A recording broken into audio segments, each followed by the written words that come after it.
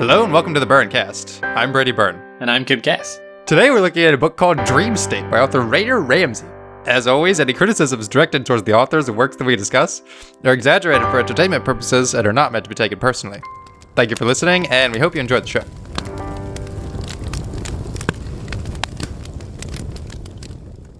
Let's talk some more about Dream State. Let's talk some more about Dream State.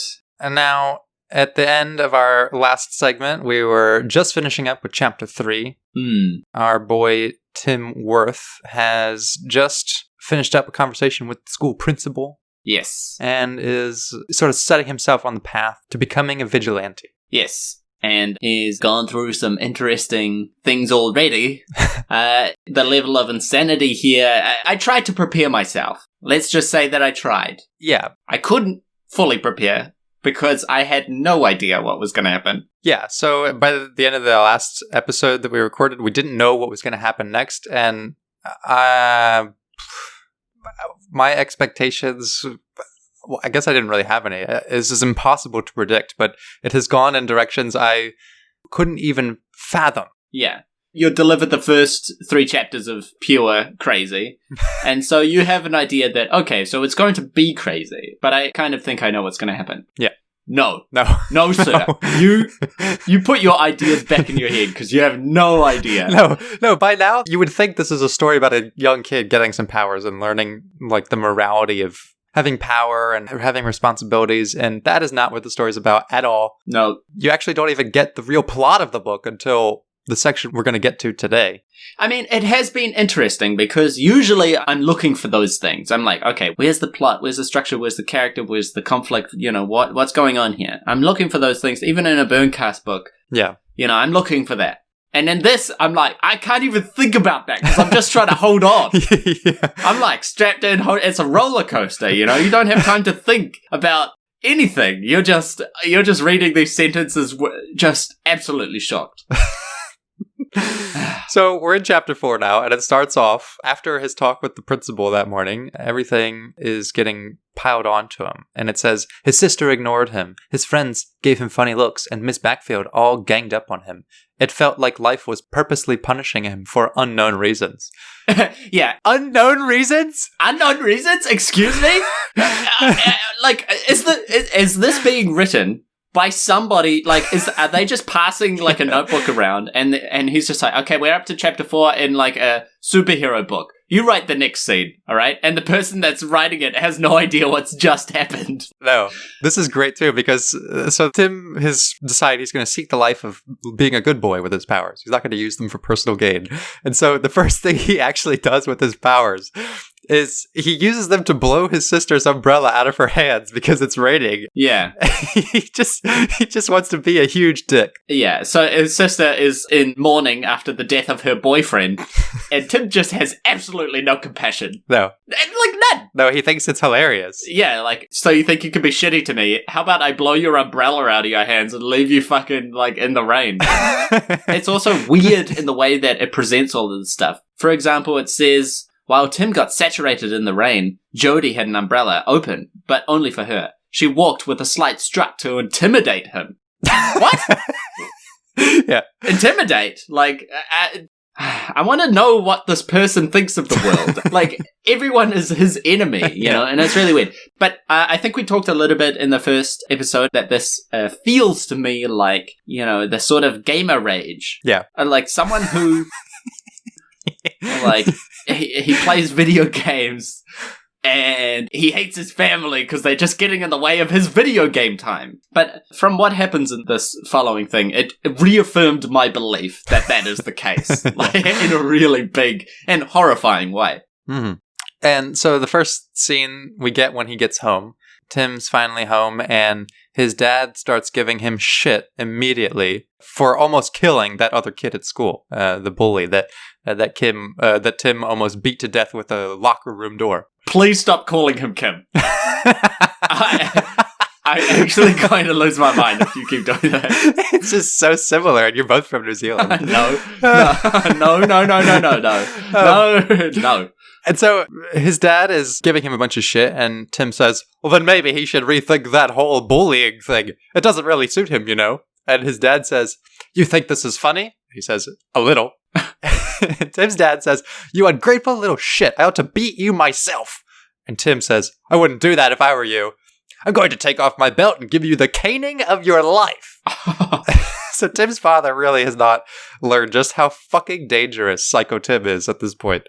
Yeah, and like, I love how it's just like, oh man, you used your superpowers to hurt someone really, really badly and almost kill them. I'm gonna beat you up with my belt. Yeah, so while his father is screaming at him, a mysterious voice talks to Tim and tells him that they don't know how he got his powers, but he needs to stop using them. And then that's the end of that. So basically, Tim goes upstairs and Jody immediately attacks him because she still thinks he killed Maxwell. Now, the next part of the story is genuinely terrifying. And, you know, up until this point, we've been laughing a lot about Tim and his psychopathic behaviors. But this is really where I actually got uncomfortable reading the story. Yeah, I agree. Like, it kind of wiped the smile off my face. Yeah. As Jody once again accuses Tim of killing her boyfriend Maxwell, the story says, Tim snapped. He turned his attention to a box cutter on his desk. Tim, you wouldn't. Tim released her, but he held her by her throat now. He grabbed the box cutter and extended the blade. It was still sharp as if brand new. See this blade, Jody? Well, it represents who I am now. Someone who cannot be pushed around. Tim, please. Oh, so now you're scared? That little brother can finally fight back? Please, I can't. You're going to feel the pain I did, Jody. Tim pulled her from the wall, then slammed her against it once more. Please, I can't breathe. Just another reminder for you to never, ever mess with me again. Don't, please. Tim let out a yell as he swung the box cutter straight at his sister, but just when you think he stabbed the blade into her, he actually plunged it into the wall right next to her head. Satisfied, Tim let her go. Now, stay the hell away from me. Coughing and choking for air, Jody rolled around on the floor trying to gasp for air. Her eyes had turned slightly red from the struggle. Never had she seen Tim that way. It terrified her beyond belief. So, does the hero in your story ever take his sister and slam her and almost murder her? Is that something that your hero does in your story when you're thinking about a superhero? Is that what a hero does? Look, in a story like this, and I mean, there has never, ever been a story written like this, but no. In this kind of story...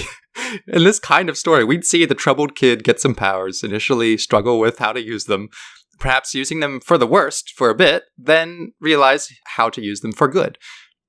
We already kind of got that scene before in the principal's office, but now, after this, no matter where the story goes, or if Tim eventually becomes the hero, nothing, in my mind, is going to settle just how fucking evil he is. Yeah. And miserable at his awful core.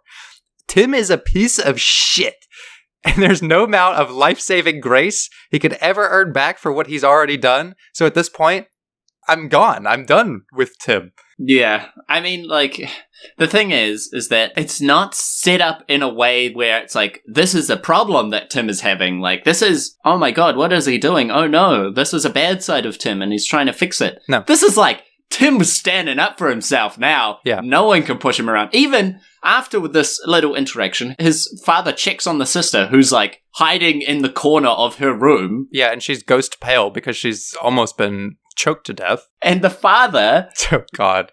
The father is like, Jody, are you all right? And she replies, Dad, her voice trembling with fear. And she says, I'm fine, just a little nerve struck. And she says, it's okay. Tim and I had our fight. Did he hurt you? No, I was in the wrong. What do you mean? I burst into his room and started the fight. All he did was stand his ground and make himself clear. It's like Tim has possessed his sister's mind and is like telling the dad, like, fuck off, I didn't do anything wrong. Just leave her alone. Like, yeah. I would be surprised if Tim is using his newfound powers to control other people, because that does not sound like what the sister has now, after being violated, now has been convinced that Tim's actually in the right. Yeah, and you can tell that's the story and the author saying Tim is in the right. And this is how he has proved himself, basically. Yeah. Now, the father does go to confront him. Yes, he says, let me resolve this, Jody. I should have done this yesterday. Again, like, the father has not learned his lesson yet. Yeah.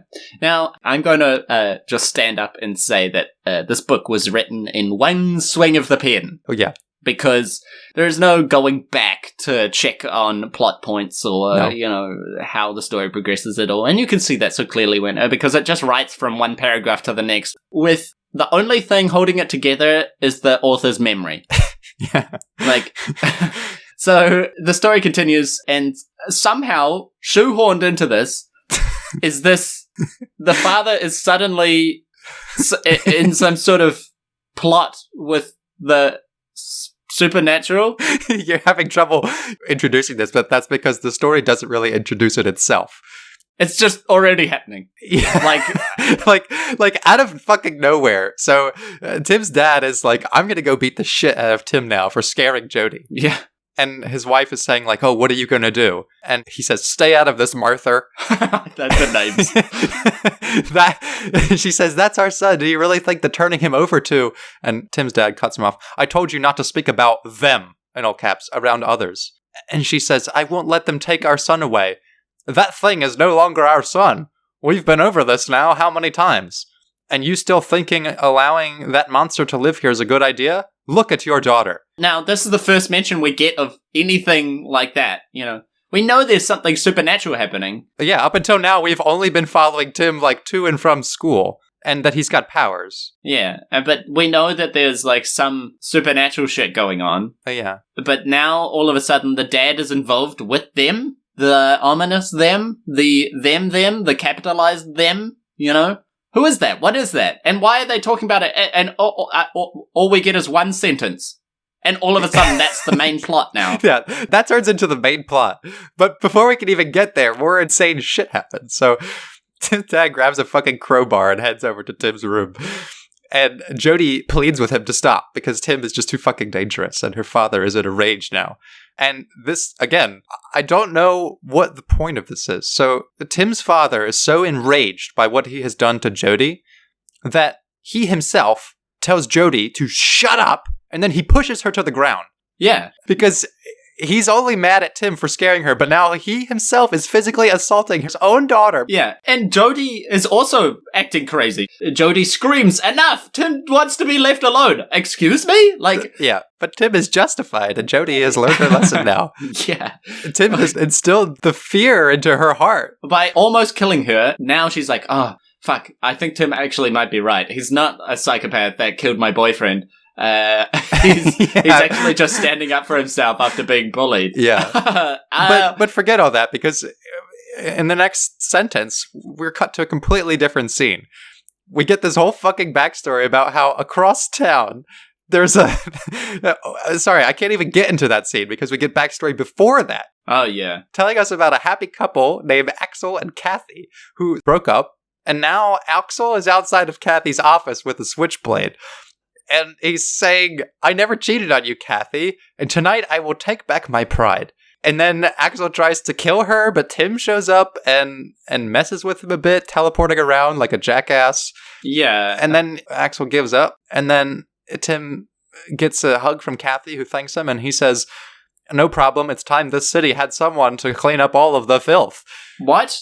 That's not been introduced at all. No. The crime rate hasn't been mentioned once. The only mention of the city is this whole stupid scene with the scientists and the sulfur and bullshit. Yeah. And now all of a sudden there's a massive crime problem in the city, or what's going on? Things are just introduced when they are relevant. Yeah. This has nothing to do with crime, because it's obviously a fucking thing about a relationship gone to hell. Yeah, that's not a systemic crime issue. That's a personal thing. And why is he even there? This is in a fucking car park somewhere, and he just arrives? He just knows about it. Whenever Tim needs a new power, the story just stacks one on top of the rest of them. Yeah. So Tim arrives in a dark car park where it says that they were having a crude affair. Oh, she was having a crude affair with one of his workmates. And then it says the whole thing fell apart.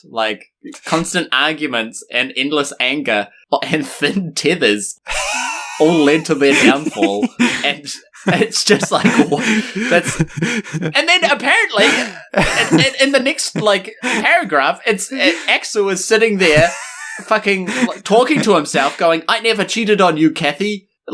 And tonight I take back my pride. I thought it was Kathy who was doing the cheating. And now Axel is saying that he never like, nothing about this makes any sense. This is 2 paragraphs away from a scene where Tim almost murders his sister and his father almost beats the shit out of him. This is a scene commenting on violence in which Tim saves the day after he nearly murdered his own family member. Yeah. And, oh my god, there's so much shit I have to say about this later on. But we'll get to it, because we need context.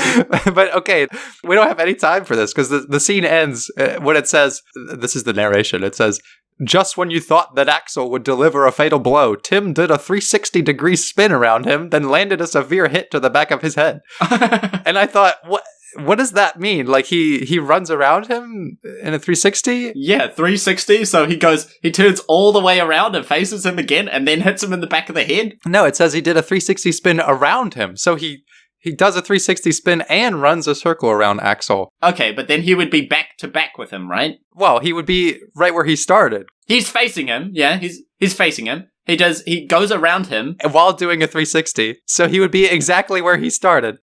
I mean, like, I don't... Because it's not like he goes 180 degrees and then he hits him in the back of the head. It says 360, then he hit him in the back of the head.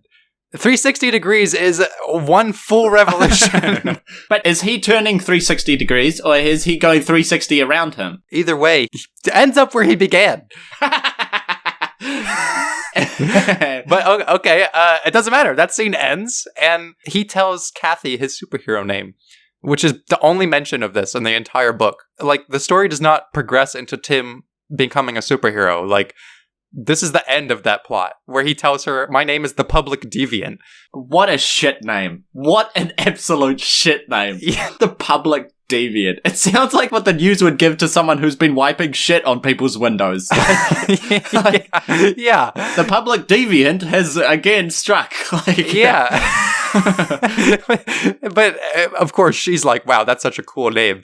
And she asks him, oh, will I ever see you again? And Tim says, no, I can't stay around you to protect you 24/7. Sorry, it's nothing personal.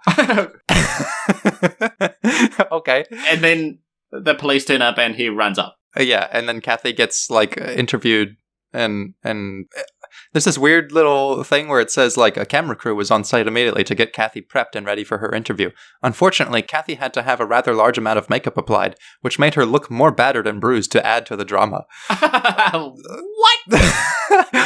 It's like, these things are never introduced. Like, is the media a problem in this? Is media sensationalized? Yeah. That's not commented on at all. That shit is just thrown at you. And later, when the news report is being seen on the television, which of course, because this guy is a brilliant storyteller and he's just setting something up here. Yeah. For later relevance. It's presented because here the media people are they're trying to add to the drama by putting on more makeup, and then they don't believe her story. Yeah. So they're like interviewing her and they're like, yeah, right. Like, and it's like, what? Well, I thought you guys were trying to make drama, not decrease the drama. And then on the news, they present it as fact. And I'm like, okay, so did you believe them? Did you not believe them? Are you trying to make it, like, what are they doing? What is the media? He couldn't decide, so they just did everything. Everything sleazy a media company could do. Dramatize it, not believe people, and then they still present it as factual. For the ratings, yeah. So imagine this, right? Imagine this. The media company shows up. The reporters show up, and they have to get a bit of background on Kathy's situation, because it wouldn't make sense if they showed up and just put makeup on her without even knowing what crime it was, right? She has to give them a little background. And now Kathy's not in on this scheme. She was just assaulted, nearly. So she would tell them, like, here's what happened. So they would already know about Timothy Worth and his public deviance. Yeah. So that's why they would apply the makeup. But then they put the makeup on her, so she looks battered and bruised. And then they ask her, and she's like, it was the public deviant. She tells them as if it's the first time they've heard, and they're like, yeah, right. What? Yeah, like a guy's going around with magical powers, even though we had an incident just a little while ago with fucking cars flying around due to tornado wind and someone saving people from a giant gas cloud, and we reported on that, And that was in the news. But now, you're telling us a story about a superhero? Yeah, right. How would they know to put fake makeup on her if they didn't know what the crime was yet? And then she tells them and they don't believe it. What? Just slap makeup on him? Like, it doesn't matter. She could have got her cat lost in a tree and they'd put fucking bruise makeup on her. That's just what the media does, Kim. It's just... it's just like, they're trying to do like the whole Batman thing where it's like, you know, the media's like, yeah, right, a guy dressed as a bat going around. But in Batman, no one ever sees Batman. Only, like, the people that he saves or something like that. Or the criminals he kicks their ass, you know? And within the Batman story, even the criminals are like, oh, you're spooked out about Batman. He's just a spook story, you know? Yeah, an urban legend. Yeah, an urban legend. But, like, that's what makes it cool. But in this, it's like, he's doing shit, right in public view. And how could he hide it? Like, within the story, like, multiple people already know about his superpowers. There's been deaths associated with him. He's caused public disturbance. Like, what about the hospital where he escaped and used his magic powers to escape and then use his magic powers on security guards? No, that was just forgotten about. Yeah, and the people in the cars that he threw around. Like, all of that shit, and what? No one thinks anything is going on? No, every scene in this is its own reality, where no previous scene has any connection to it. Yeah. And it doesn't even fucking matter, because this is the end of the vigilante storyline. Yeah. Like, this doesn't continue at all. Yeah, so that's Tim Worth's Hero Chronicles over. Like, it's just, we're done now. Let's move on. Yeah, that's the end of Chapter 4, and then we get into Chapter 5. So, Chapter 5. Chapter 5. Chapter 5 is, again, a part that made me very nervous to read. Yeah. We need to introduce this properly, because, again, you can't talk about any scene without skipping any previous thing, because it wouldn't make any sense. Yeah. The connection between scenes is so thin already that we need to cover basically every paragraph. So Tim gets home. But I don't want to describe, we're not describing the... No, we're not going to describe the scene, because it's too graphic, really.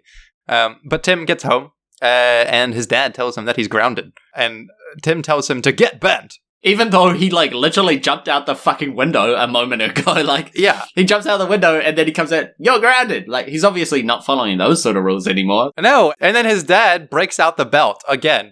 Because he still hasn't learned that Tim's fucking unstoppable. And he says, time for a whipping. You've had this coming. And Tim says, you won't even try and you'll end up dead. You're threatening me? Tim got up. No, I'm warning you. This is the same family... Remember, that had a fucking ice sculpture at their dinner table at the beginning of the story. Like, yeah. Remember when I thought that was crazy? Yeah. So, this scene. All right. So, Tim, this is what happens. Tim's dad, in the middle of this scene where he's about to give him a whipping, sees on TV the report about Tim's heroism. And he starts sobbing. Because now he's super proud of Tim. Yeah. Because he used his powers for good. And even though he's beating up his sister, possibly murdering other people. Yeah. And his father sees his deeds on TV and then pushes all the other things that Tim has done in the past to the side instantly. Yeah. And this happens repeatedly throughout the story. Yeah. Where you have one person with a line of thinking, and then it immediately changes to suit Tim's needs. Yeah, by the next line, their entire worldview has shifted to the opposite direction. Yeah. Literally 2 lines away from him saying, I'm gonna whip you to death, he says, I'm sorry for thinking the worst of you, my son. I was fearful of what would happen if you had no direction with your new gifts. And Tim says, I would never use them for my own gain. I have to help those who are bullied. And his dad says, well done. What? Yes, you fucking would use them for your personal gain. Even saving that woman and those other people was to fuel an insane fucking ego that you have because you were raised by a madman and everyone in your shitty life is a goddamn lunatic. Like, what the fuck are you talking about, Tim? Oh my god. And okay, so let's... beside the point of why write a scene where you do the heroic stuff and then have another scene right after it where this heroic stuff is just re-explained again on TV. Yeah. Because we really needed that double take on that shit, you know? Yeah. Like, why not just have him go out and then later on come home, and then the dad sees it on TV, and then we can skip past the whole thing. We don't need the post-vigilante interview because we get to see it anyway. But in this story, we get it twice. Right after one another. Like, he just wrote the same fucking scene again, but this time his father is seeing it on TV. Oh, yeah, which brings him to tears. And then finally, we get to the actual plot of the book, like 60% of the way in. And remember when he was talking about, Tim is an abomination, to his mother, and I'm going to turn him over to them. Well, now we find out who them is. So apparently, Tim's father works for the supernatural police. What? And by this point, he has already reported Tim to them. So that's just casually tossed in. He's saying like, I regret calling those people because now I see that you're a hero. And then Men in Black show up with guns. And why would Tim's dad work for them? Yeah. And why would he be shocked by Tim's powers if he knew that they existed because he works for them? But, okay, so we're talking about them because them is all we get at this point in the story. And I just want to say that we get exposition on what they are, but like the them changes. Like right now, they're supernatural police, and then later on, they become like a big other thing. Yeah, it's like something. Like the reality is changing around, like the story as Tim goes through it. It's fucking crazy. Yeah, like, oh my god, this is actually fucking. I can't describe what a monster this book is. It's so wild. But even thinking back now on like everything we've described, okay, like I can find a thread of continuity in there. Like, okay, if I water things down extremely, like Tim has a troubled life, even though he also has a perfect life in one scene, and then it's terrible in the next. Yeah. So thread broken. Fuck. Okay, he gets bullied. He gets powers. He's discovering them. He's vigilanting. Okay, like I've seen that plot before. I've never seen it in this twisted fashion, but I've seen that plot. And what comes next is something I can't even put into words, honestly. So his dad, regretting that he called the magic cops now, and says, he'll give himself in instead.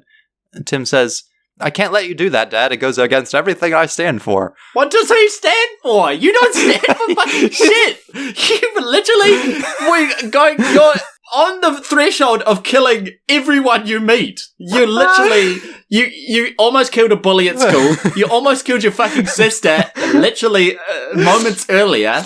And now you're going, I only stand for heroism, and you only got convinced of doing hero shit by your weirdo pervert principal. You know what Tim stands for? Tim stands for fucking Timothy Worth, and he stands for nothing else.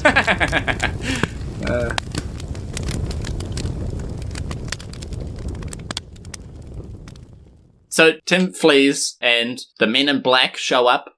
There's Frank, the big boss man, and there's Frederick, the hitman. Among others, and they arrive. They ask for the boy. Where's the boy? Where's the boy? Of course, now the father is beyond devout to his son, even though he was going to beat the shit out of him moments earlier. Yeah, he was going to give him the caning of his life. Yeah, oh my god. Even though he was about to slap the pit out of him, like literally moments earlier, now he's like, I'll fucking defend this boy with my life. He won't give him up. They talk about the rumors connected to the son, how they've been watching the local authorities and what they've monitored. They randomly goes off in a tangent about the increased amount of crime, drugs, and other various mishaps. Where did... what? Okay. So that's a thing now. So all of a sudden the city is dealing with crime, and then they hear about the miraculous talents that the boy has escaping from hospital. Yeah. And then the father is saying, my son did not do those things, even though he called them and told them that he was doing those things. So the father works for these people, calls the people about the son, and then when they arrive, he's like, my son didn't do that. Like, yeah. Excuse me, but you've got to be a little, you've got to, oh my god. And, they shoot Tim's dad in the face. Yeah, they shoot him, and Tim hears the pistol shot as he's escaping, but doesn't go back into the house. Yes. But there is one little weird thing that I wanted to point out. So, it says, Tim's father turned back to the front of the door to see a man in a suit with a pistol. The barrel of the gun was aimed perfectly at Tim's father's head. The gun had a silencer on it to prevent anybody hearing the gunshot. And then he says, "Run, Tim." Like, it's like fucking, Gandalf. Yeah. Like, "Fly, you fools." But Gandalf is saying that to, like, the people, and Tim's already fucking out of the door. So, like, what? He just turns around and looks at his wife and daughter and says that shit? Like, what? It's like, just like, oh, it's so painful to read this, because it's just none of it. Like, he just wanted to use that line, and it doesn't matter if, like, Tim was around or, No. Especially if Tim was around, then he's just revealed to the Men in Black that he's within earshot. Yeah. If anything, that's a bad thing. Like, oh my god. Okay, there's no point. But so they basically kill Tim's father. Yeah. It's also like one of my favorite shit books of the BurnCast saga was Apocalypse Deception. Yeah. Right? And just a quick recap, Apocalypse Deception is supposed to be an apocalyptic survival story. It's just a porno, basically. A shitty porno. like a shitty porno. And one of the characters, one of my favorite characters, sadly, Sean Saunderson, just dies. Yeah. For no reason. Just absolutely dead. Because he's no longer needed in the plot, Yeah. right? The guy's with the chicks. So Sean Saunderson mysteriously dies on the plane. He just dies on the plane. The plane goes down, and then the guy's dead, and they just throw him off a cliff. And it's the most unceremonious, like, just get him out of the story so I can start plowing these chicks type of, like, thing I've ever seen. And in this, it's like Tim Worth has a grudge against his parents from the beginning. Yeah. Right? For just not letting him play video games and just being dicks to him. And this scene gets rid of both of his parents in a spectacularly unceremonious, heartless fashion. I don't want to talk about this scene, to be honest, but there are some things I have to mention, and this is for the record, in case this is ever used as evidence for any sort of proceedings in any fashion. Yeah. In case this book is deleted. Yeah. So they've killed Tim's father now, and they're going after Tim's mother and his sister Jody. And his mother says, "Don't hurt my daughter." And it says, "One of the men that were in the kitchen with Frank slapped the mother across the face to silence her. It was brutal but effective." That's the narration. That's the narration. Like, what is the thinking behind this? Like, it's brutal but effective. Like, what the fuck? Okay, and then he says he's not going to kill them because Frank Dunham, the big bad, he wants to use them to lure Tim out of hiding. And his mom says, "He won't. My son will not come out of hiding just to save us." Yeah, like, fucking right he won't. He absolutely won't. We know that now. Tim doesn't give a fuck. And Frank then says, "My dear Martha, you think so little of your son. Did you not give him the life he was supposed to have?" And then she says, "We may have neglected him." And Frank says, "My word, what an irresponsible thing to do. No wonder he tried to commit suicide." What? What? Like, what neglect did they... Yeah. Okay. And so Frank tells Jody he'll cut her tongue out if she speaks up again, and that he's part of some greater design. So we have another insane person. Yeah, that's the first mention of some, like, the them increases in scale as to what it actually is. But yeah, it's so weird how you get so much exposition about some things, and then other things are just brushed over. And at a certain point, you would like to know what the fuck is going on and who these people are and what is happening. Yeah. And you can maintain an element of mystery, but if the man is fucking saying, like, shit that you don't understand, it's just put in such a stupid way. And the scene was not the place for it. No. So let's sidestep for a little moment and talk about, like, violence in storytelling. Yeah. And what you can do and what it means to write gruesome and horrifying things, because there are ways to do things that are really, really impactful and really amazing. Yeah. And you can also write violence in a kind of comical way, so that even if someone's getting their head cut off, it seems like gimmicky and light within the way that you put it, The author's intent with the scene is very important. Yeah. What is the message behind the violence? And you can tell that kind of in what the character is using the violence for. Yeah, it can really go in so many different directions. And the problem with this is that this book is so childish. Yeah. I mean, it's written with dialogue that you would expect a 7-year-old to write, really. Yeah.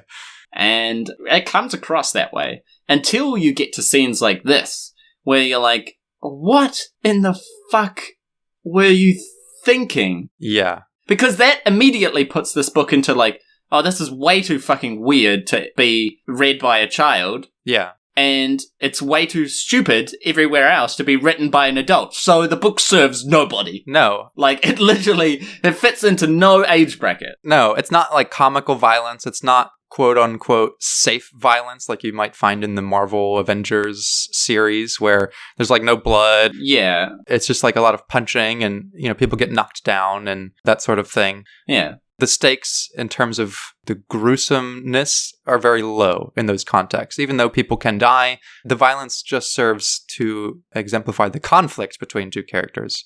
It's not about the violence. Yeah, and it's also there to create tension and to create a sense of stress and all those things that make the action elevated. Yeah.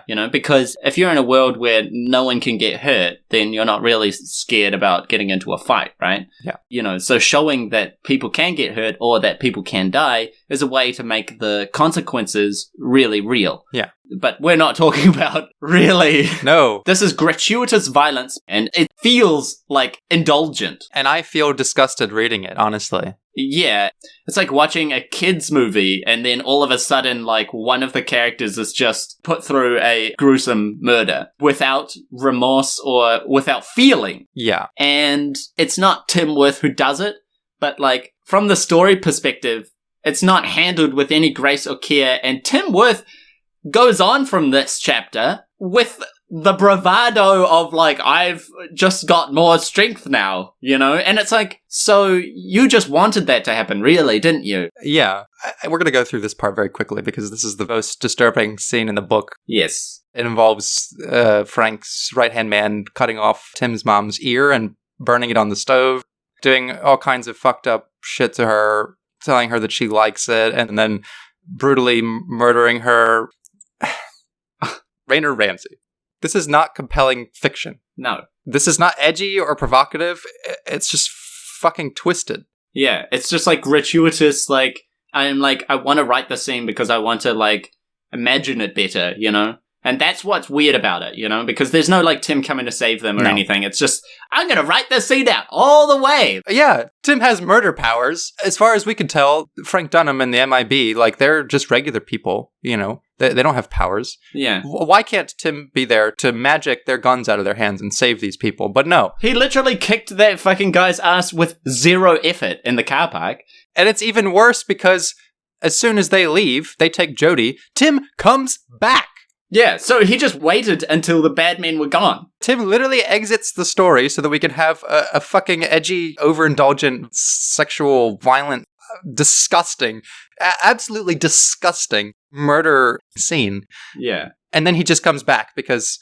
But just because he fucking wanted to write it. And it's like, it doesn't serve any reason. No. Like, if the dad got shot and that was it, like, he would still have the same incentives and the same information and, like, want to go after the same person. Yeah. But no, let's throw in a fucking horrible murder scene just because I wanted to write it. Yeah. But again, it's really about what you can read into as far as the author's intent. And the intent is, I want to be shocking. Yeah. Or I don't even know if that's understood, because as soon as Tim shows up, you would think, oh wow, that extremely shocking scene is going to fuel Tim's revenge. But as we've established, Tim has no feelings. Yeah. Like, he really doesn't. As soon as he shows up and sees his mother completely brutalized in the kitchen, he fights Frederick, the guy who did it. But instead of, like, being in a rampage with his murder powers, Tim decides that he's going to fight this man with just his fists. That they're going to do fisticuffs. Yeah, he does another, like, fun fight scene. In a room where his mother's ear is still rotting on the stove. And he says corny lines like... He's quipping the whole time, yeah. And then all of a sudden, I'm like, okay, wow. You can't have a fucking tea party in the same room as a fucking dead rat. you know? Yeah. They just don't go. And if you ignore the dead rat and have the tea party, then you're fucking crazy. Yeah. You know, like, that makes you all fucking weirdo. And, like, that's what happens in this book. Yeah. They have, like, a cartoony, like, quippy fight with this fucking nonsense lying around them, like, it's fucking blasé. And then you're like, okay, I don't think the author thinks that this is strange, or perhaps he likes it. Yeah. But the fisticuffs doesn't even matter because they do battle. But the goon who agreed to do fisticuffs still goes for the knife, so it's not a fist fight after all. Yeah. And there's no reason for Tim not to use his powers. But I guess his ego is still stronger than any sense of emotion for his dead parents. Any fucking thing, yeah. And I love this thing because it just says that, like, he can't pull the knife out because Tim stuck it in the table so hard. So the guy can't pull the knife out. And so then he, like, pulls out his gun instead. It says, oh dear, it appears that my knife is stuck. I guess I'll just have to use my gun instead. And this didn't make any sense to me, and I'll just read it out to you. Tim froze on the spot when the pistol was pulled out into view. It was aimed straight at him. Okay, so you know, right? You know that the pistol was aimed straight at him. Yeah. And then it just says, but Tim had anticipated this exact move. When Frederick began to fire the bullets out of the clip, it would only be a matter of seconds before it was empty. It doesn't... It doesn't say that he jumped out of the way. It doesn't say that he kicked the gun out of his hand. It just says that Frederick says, die you little shit, unloads round after round, and then freezes once the gun is stopped. And then Tim just says, my turn, and then grabs the knife and kills him. Yeah. What? Well, like, what happened to the bullets? it just sounds like Frederick just shot this guy and nothing happened. Yeah. Like, his ego shield was up. That's what happened. His fucking ego shield blocked those fucking bullets. Yeah. And so then, yes, Tim uses his super speed to plunge the knife into the goon's skull and says his catchphrase, I guess, where he says, you lose, asshole. And then the narration says, oh my god. The narration says, the fight was only just beginning, though. Now that Tim had defeated Frank's right-hand man, it was time to strike directly at the heart of all of it. He would have to take on one of New Zealand's largest companies. It is well known as being one of the biggest military groups of its time. And now... And this is the best shit, because you can watch the evolution of his thought process as this is written. Now, because it says here that it starts off as New Zealand's largest company, and then it says it is also well known as being one of the biggest military groups, and then it comes up with this entire exposition about how it is like a big military organization, and it's not a company, and it actually seized power in different governments, and, like, it's a big organization. So, like, he's literally, like... So yes, this is literally the transition between, okay, like, this has been a story about a kid getting powers and vigilante shit, but then he wants, like, a bigger thing, so Tim's dad works for magic cops, but they're not really magic cops, they're more like Men in Black, so they show up. They are a part of a company, and then he realizes, I haven't introduced that, so I'm just going to introduce it now. And then he talks about how New Zealand militia was founded in the 90s, and it was a big company, but then... But it says that it was founded as a means for defense for the country. So New Zealand makes this militia organization, and then it says that it became the largest corporation in the Southern Hemisphere, and even though by its size, New Zealand employed plenty of its citizens to be enlisted in the NZM, like, the sentences aren't, like, they don't actually make sense. No. Like, the man's gone completely off the fucking, like, willy. It says, the government claimed the title of the most protected country in the world. Kim, explain this. What? What is that? What? Most protected country in the world? Like, protected from what? Please explain this to me. Explain to our audience. Is this a real thing? Is this what New Zealand... Well, yes, the New Zealand militia was founded in the 1990s as a means for defense for the country and or overseas commercialism. The NZM monitored nearly everything within its reach. Phone calls, text messages, photos, and social media. All of New Zealand was kept under control. Nothing slipped through the cracks. Nothing went unnoticed. Everything was served on a silver platter, and all of it went directly through Frank Dunham.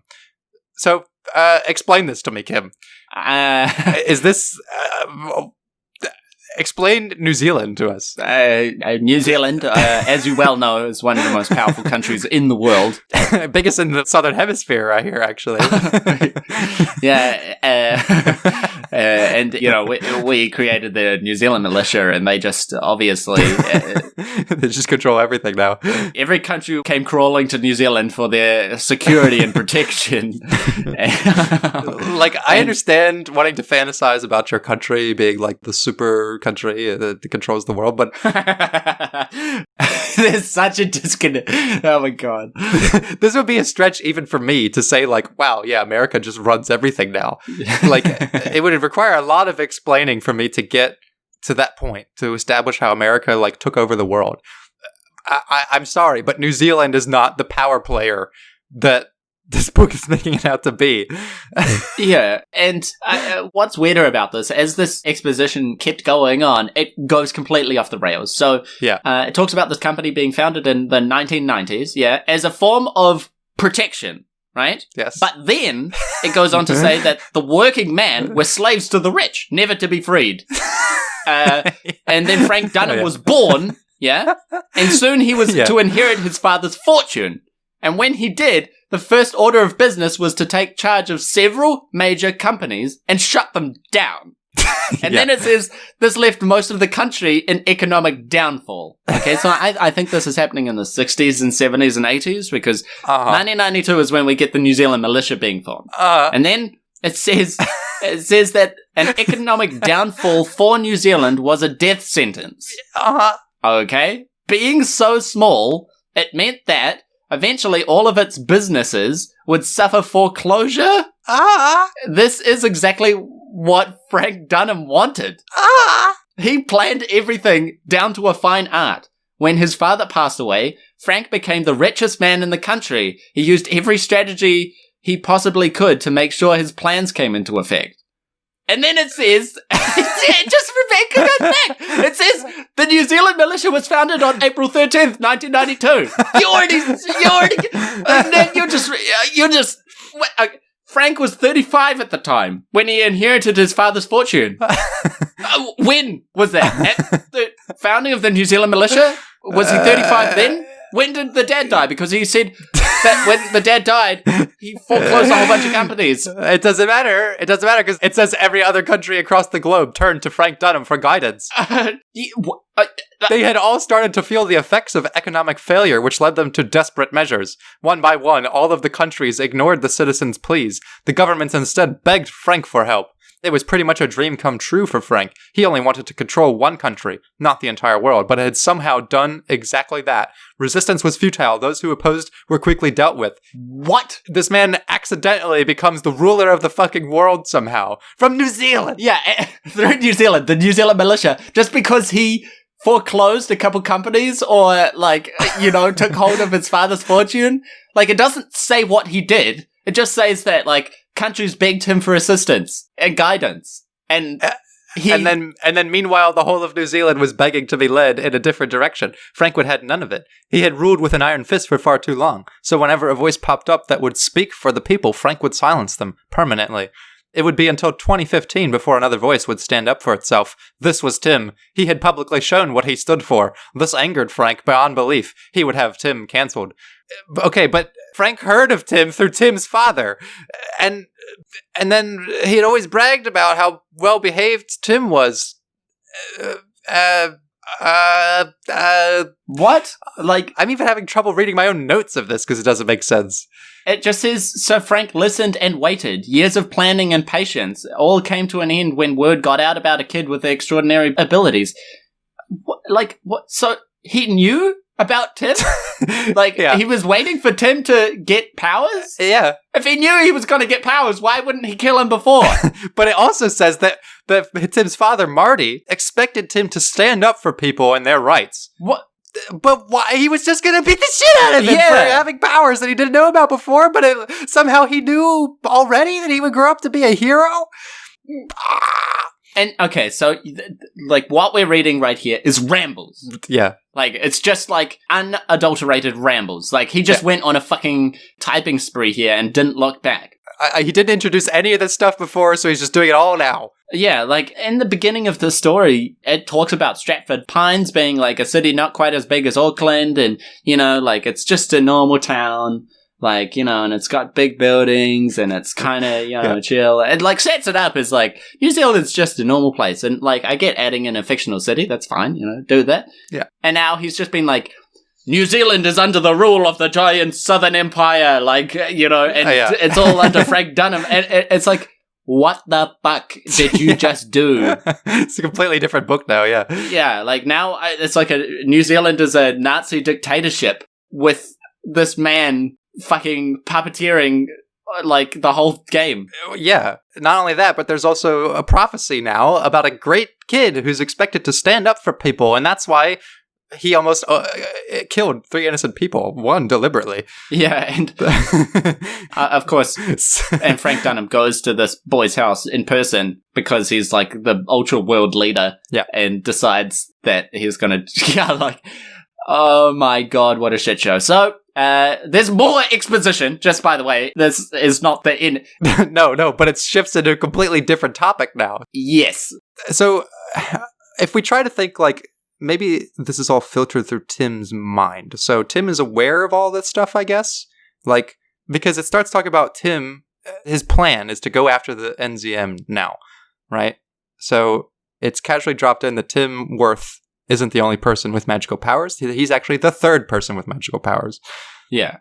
It gives us exposition about them. But, so Tim has lived his whole life, but he has known about the existence of the NZM. Everyone does, apparently. Yeah. It's not as secret as the story made itself to be earlier. No. It said the people were fucking begging for a different direction because they are living under the rule of Frank Dunham. Not only that, but now it talks about how Tim already knows about 2 other people who had powers. One who developed mind control powers and murdered some guy who tried to date rape her, and some other guy... A fisherman. Yeah, a fisherman. He got electricity hands, and then they were both captured by the NZM, and somehow Tim knows this.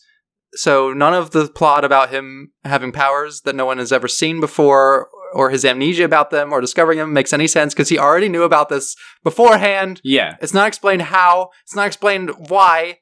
And then it says, Tim had heard of these 2 events and wondered if maybe they had been taken to the headquarters of the NZM. What? And, okay, so we get the exposition about their, like, backstories as well. There's a couple of things here that I just wanted to mention. They're really bad, but it also says, when it's talking about the first one, Amanda Baines, she was a 22-year-old woman of normal standards. Okay. What is normal standards? She worked hard, had a family, and was at the top of her social peers. And then it says she was a respectable Maori, always trying her best to stay out of underlings she knew. Okay. Subtle racism? Yeah, subtle there with that one. For those who are aware, the Maori are the natives of New Zealand. Yeah, but, like...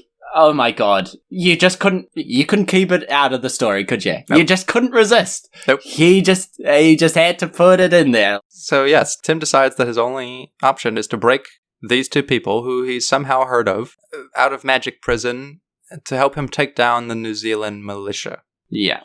So that's the end of chapter 5. So then we get to chapter 6. And this is going to be the last chapter we get into in this section. Oh my god, I'm fucking already exhausted.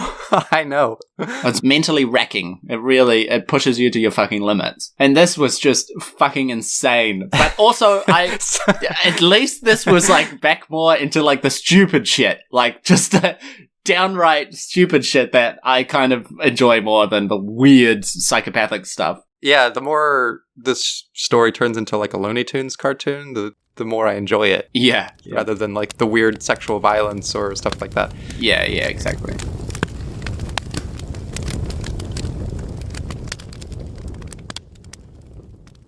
So Tim's goal is to kill Frank Dunham. Yeah.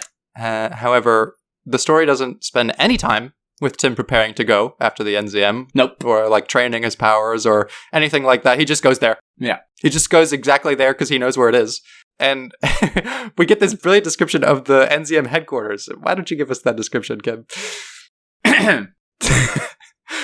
The headquarters of the New Zealand militia was like a stronghold.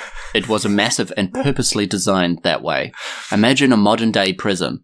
The massive walls around the outside and large structure in the middle. Now that is what this place was like. And inside the center building was where Frank dealt with his business. But that wasn't all. Beneath the center was the other side of the New Zealand militia. Underneath it was a prison of sorts. So, imagine a prison. And it also is a prison. Okay. And then it says it was built to withstand any assault on it and never allow a prisoner to escape. So imagine a prison. It's just like a prison, and it actually is a prison. And it doesn't allow prisoners to escape. No. And so, Tim makes a plan, okay? And this is his plan. He planned to bust inside the facility by force, while taking out any and all guards. Once done, he would move onto the center building to find out how to free the prisoners within it.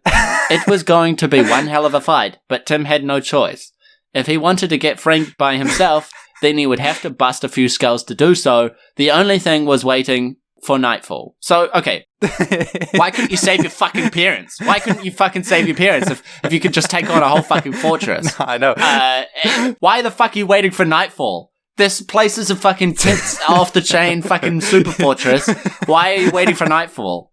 You go on to explain that the security guards have fucking night vision cameras and super gear. Why the fuck are you waiting for nightfall? It doesn't make any sense. Why would you write that in the next paragraph? Is it just to insult me? Are you just writing shit to insult me? I love it. It says he comes up with a plan. Yeah. His plan is to walk in the front door, blast anyone he sees, and then, once inside, he'll figure out what to do next. What a fucking plan. That's not a plan. It's just like his cunning plan to save his gaming. Yeah. Oh my god. And yes, it talks about two security guards who have fucking infrared night vision heat sensing goggles, but they're so fucking incompetent that this is how they talk to each other. It cuts to them and it says, "Another day of work almost finished," one guard said to the other. They clapped their hands together and shoulder nudged. "I know, right? I mean, this place is so defensive that we may as well not even work." True. Yeah, like, bro, we don't even need to do our jobs here because our place is so good. Well, that's how people behave. And they're all, dude, bro. And then he's like, "You want to see something cool? Sure, but if it's another one of your wife's used..." Whoa, easy, easy.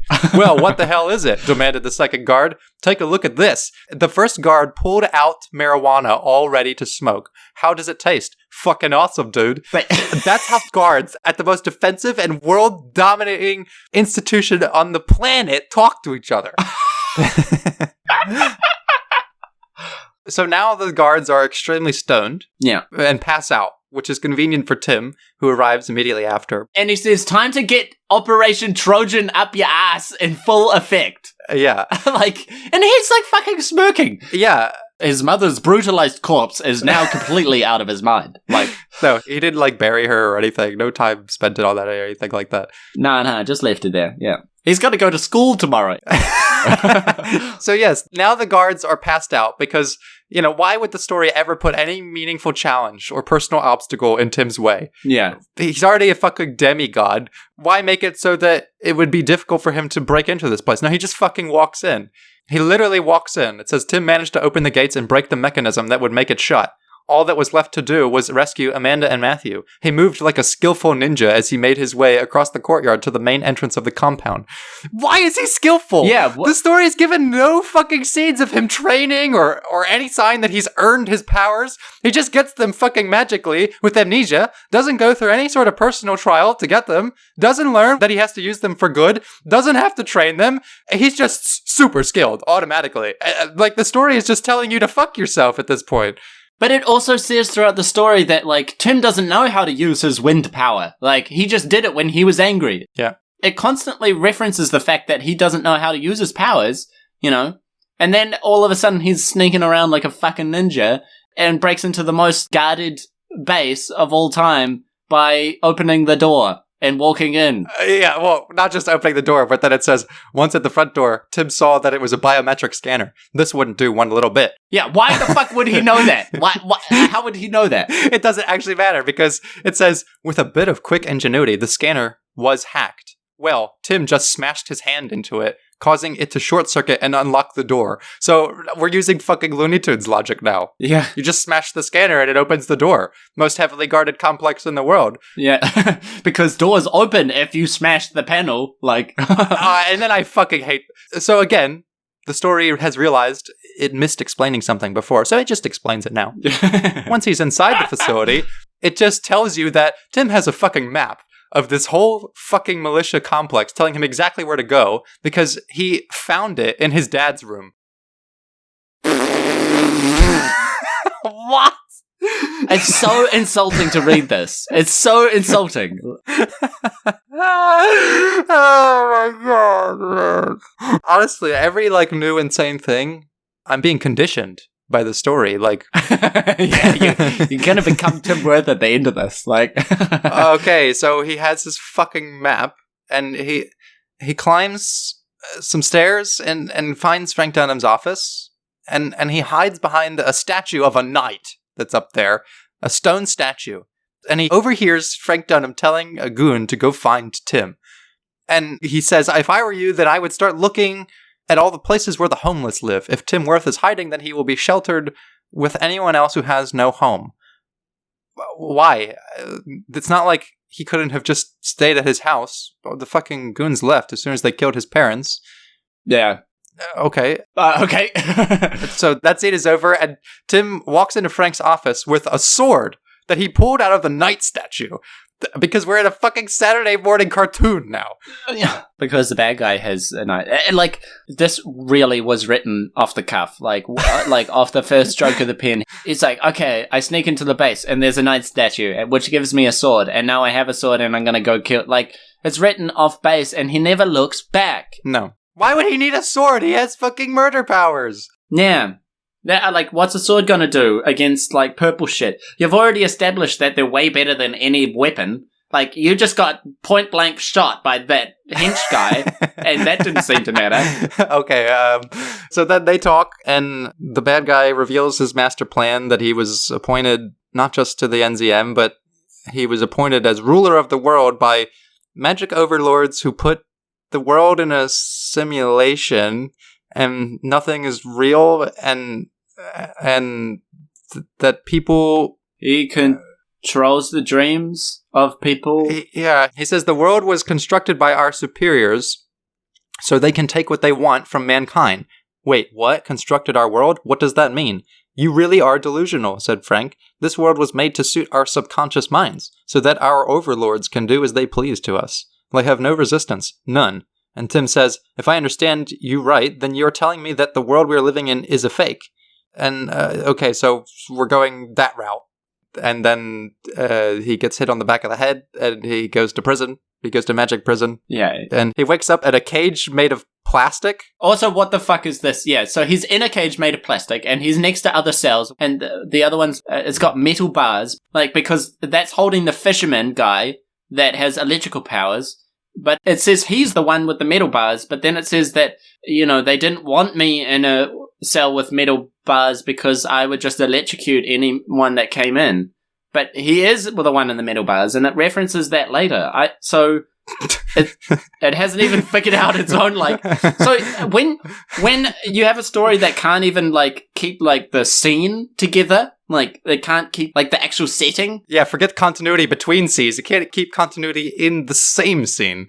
Yeah, and, the physical structure of the world. It's like, imagine a scene is taking place in a fucking boat, and then it's on land. If you had something like that, you would be like, okay, what the fuck?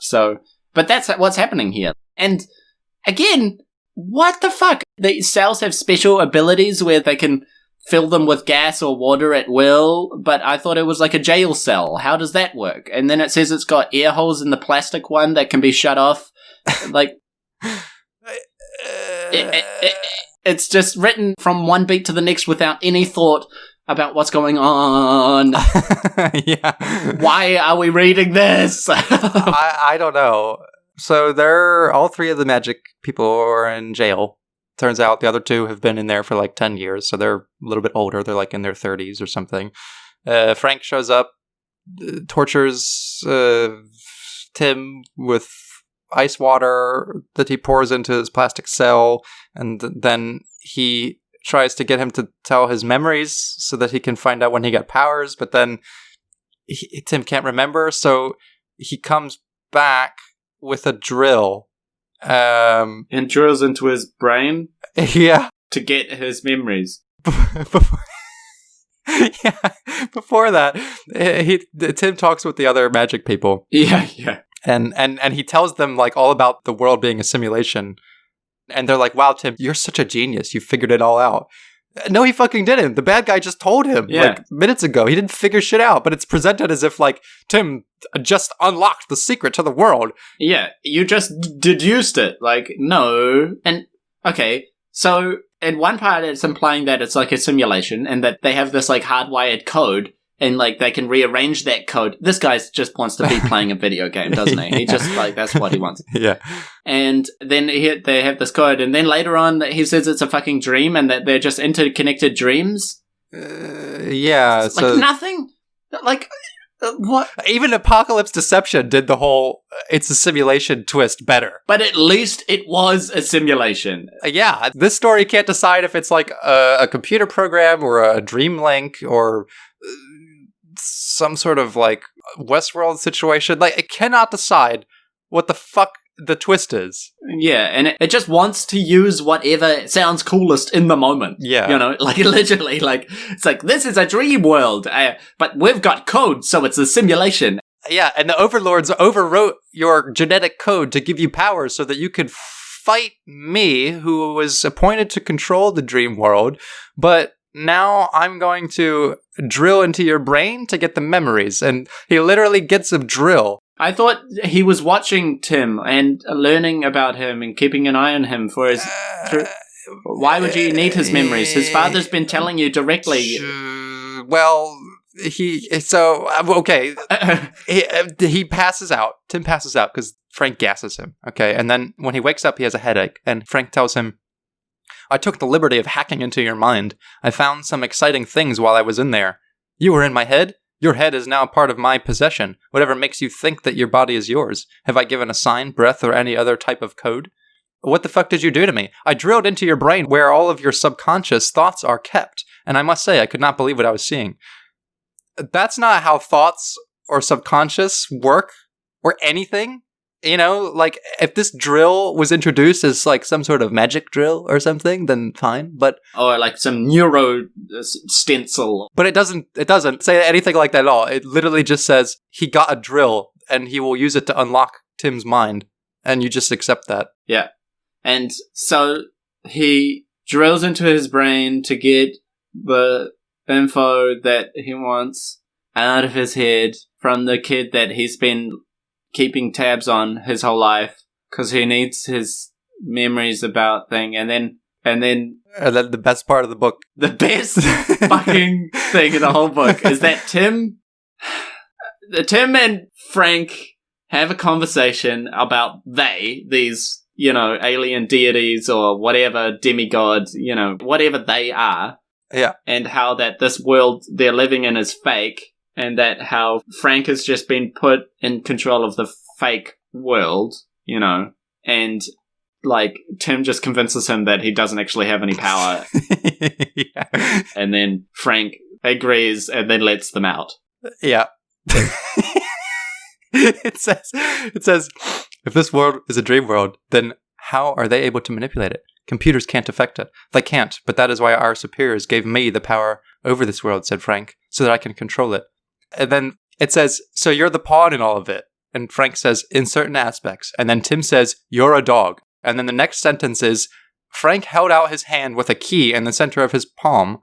There was an odd look on his face, one that Tim knew all too well. What are you doing, Frank? Asked Tim. And he says, you know what I'm doing. But why? And Frank says, because you made me wake up. And then he gives the key to Tim, which is a key to all of their cells, and they go free. Like, he just, there's no, like, pause of, like, oh, yeah, you know, you're right. He just says, you're a dog. And then he says, okay, here's the key. Like, this book only makes sense in Rayner Ramsay's head. That's the only place where it makes sense. I promise. Oh my god. And so each cell is unlocked, and then Amanda and Matthew come out and basically like go ham on Frank. Well, before that happens, Tim says he'll only let them out if they use their powers for good, because he has heard these stories about them that, Amanda used mind control powers to kill someone, and that he learns from Frank that Matthew, the electric guy, was going to rob a bank with his powers. Yeah. And Tim cannot believe this. Yeah, because he's never done anything wrong with his powers, right? No. So Tim asks them, are those things true? And they say, yeah, they're true. And he says, my God, I thought you were innocent of the crimes that are against you, but it turns out that you did do those things. So what, kid? Lashed Amanda. You would have to do a bad thing to end up here too. And Tim says, no, I was helping people. I saved people from dying, but you two, you're just as bad as the rumors say you are. Fuck you, Tim! Fuck you, yeah. You nearly killed so many innocent people. You probably did, flying fucking cars around, and you beat that kid half to death. All Matthew was gonna do was rob a bank. Yeah. And Amanda at least killed someone who tried to rape her. You beat the fucking shit out of an innocent child, nearly murdered a nurse and 3 security guards. Fuck you, Tim. And he's sitting there all high and mighty like, I'm not going to let you out unless you promise to use your powers for good, like me. And not to mention that, but you also fucking just, like, brutalized your sister and almost killed her with a box cutter. No, forget all that. Forget all that shit. Sorry, yeah. Let's not talk about the family stuff anymore because, Tim kind of wanted his family to meet their ends anyway. Okay, so they are let out from their cells, and then Amanda and the fucking other guy want to attack Frank. Yeah. Because he's kept them in prison their whole lives. Yeah. Fair enough, right? Yep. So Amanda is using mind control powers on him, and Frank feels like his mind is about to explode. And then Tim says, "Enough, Amanda!" And because now he cares for Frank. Yeah, he calls him innocent. Yeah, he calls him innocent, even though, like, he just brutally murdered, like, his family and still has his sister in prison. He stops her with his hurricane hands, and he tells her, I'm not going to let you hurt the innocent. And they're like, what the fuck makes him innocent? And Tim basically just says, because I decide who's innocent and who is not. Yeah. And he says, you have to value the lives of innocent people, even though he nearly fucking murders innocent people left and right. Yeah. And wasn't he coming here to kill Frank anyway? Like, wasn't he going on a revenge arc? And now he's like, no, you can't get revenge on him because I don't think it's good anymore. Well, you see, Kim, Tim woke up. You're a dog. Mind melt. No, he actually tells Amanda, Frank is innocent because he let them out. So that's how morality works. You can torture people for fucking decades. You can control the whole world. But if you do one good thing, you're innocent. This book is really a commentary on what it would be like for a fucking child to get demigod powers. And if everyone had to bow to his simplified sense of morality. Yeah. But let's continue on the trail because more insanity ensues because he says, like, I won't stand against you, but I will not let you kill an innocent man. And then he says, do what you want. I'll be waiting outside. So he is just, like, he is just going to let them do whatever he wants. And then both Amanda and Matthew turn their, like, they instantly get him. Yeah, they torture Frank. They torture him, but it also says, like, they hold him against the metal bars of Matthew's cell. And there one blast of electricity left Matthew's hands and electrocuted him. And then it says it was done. And to me, that implied that he was dead. Yeah, but it doesn't kill him for some reason. No, it doesn't kill him. And then they try to escape, and Amanda somehow has, like, sonic boom voice powers in addition to mind control. Yeah. Because why the fuck not at this point? It just says Amanda had one more power that not many knew of. It was one she kept hidden for self-defense. She could let out an ear-piercing screech from her mouth. It would travel in a direct path to whom she wished it to hit. Once the screech hit the target, it would explode inside of their ears. Like, no powers are defined in this. No, they just get whatever they want, and then the things, or whatever they are, get Frank. The overlords. Yeah, the overlords, the superiors, they get Frank Dunham, and they charge him with being prejudiced. Yeah, it says, Frank Dunham, you have been charged with being prejudiced. Do you accept these terms? And he says, go to hell, and the overlords kill him. Yeah. What does that mean? You've been charged with prejudice. Does he know what prejudice means? And then they say, we do not tolerate such disobedience. And that's the end of chapter 6. That's the end. So, in conclusion, chapter 4, can I even remember what happened in chapter 4?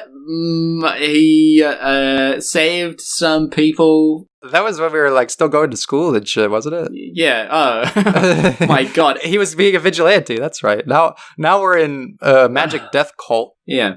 Matrix. Matrix Dream State. I guess the book is called Dream State. It's true. I guess we had that clue all along. Yeah. Well, chapter 7 and more, the epic conclusion to come. Yeah, in the next part, we're going to talk about the last 2 chapters, chapters 7 and 8, which neither of us have read yet. I can't even imagine what's going to be in them or what the fucking end of this book will look like. There is going to be no end. Yeah, that's your prediction. The competence of this guy's writing, I will be impressed if he ends the book in a way that a story actually ends. I want to make a prediction he's going to fight the overlords and that'll be the end. But, in the last episode, I thought this was going to be about school drama and vigilantism, and now it's about something completely different. So who knows? We might get a whole different book in the last 15% of this thing. So is the New Zealand militia destroyed now, or is it just being directly controlled by the things because Frank Dunham is gone now? I don't know. We're going to talk about that and more. We're going to talk about the man behind all of this, Rayner Ramsay, and where we found him. And also we're going to talk about some broader concepts of the publishing world. I know I apologized last time for this from New Zealand, but again, just if you think that this is what New Zealand is about, I just want to assure you that we're better than this. That's yet to be determined.